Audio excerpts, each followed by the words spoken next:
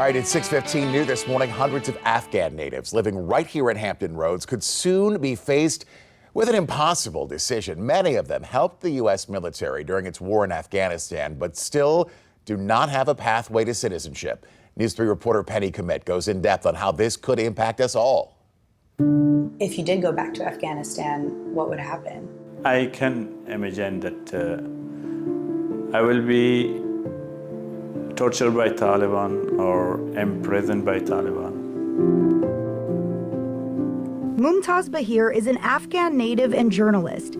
He spent several years of his life aiding the United States military during its war in his homeland. Today, he lives in Newport News with his wife and 5 children. I cannot go back to Afghanistan.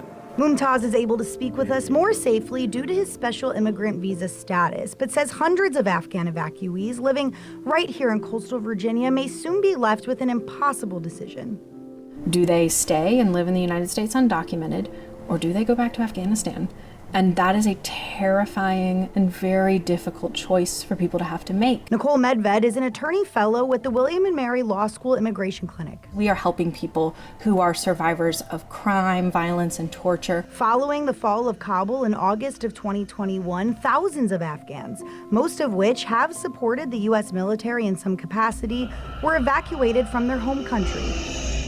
Hundreds landed here in Hampton Roads. These are people who stood with members of our military in 20 years of very, very difficult times in Afghanistan. The reason that Afghans are able to be here right now is they are on a temporary status called humanitarian parole. But that humanitarian parole is set to expire in August.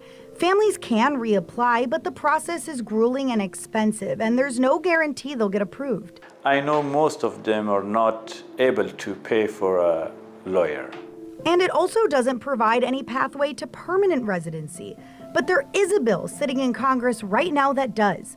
The Afghan Adjustment Act was introduced to the U.S. Senate last August and has since been tabled. A passing of the act would provide a clear pathway for our Afghan neighbors to obtain permanent residency and eventually citizenship. They are here because they could be harmed by the Taliban, killed by the Taliban. We can fulfill our promise to all of the people who stood with us, who risked their lives to stand with us for so many years through getting out of this temporary cycle of humanitarian parole and passing the Afghan Adjustment Act. Passage of the act would allow people like Mumtaz to continue contributing to our economy. Right now, he and many others perform manual labor to independently support their families. That includes Mumtaz's 4 daughters who wouldn't be able to attend school if they were sent back home. If I go back to Afghanistan, it means that I will destroy my daughter's future. I love United States. I like to stay here. Permanent residency will help all Afghans to have a good life here in the United States. We should live a life, not survive. So if anyone is watching this and you are wondering how you can help, well, first you can call your local congressmen and women. There's also some great organizations right here that are helping connect these Afghanistan natives with legal services like Hampton Roads Refugee Relief and the Commonwealth Catholic Charities. And Blaine, Jen, we have links up to both of those organizations right now at WTKR.com.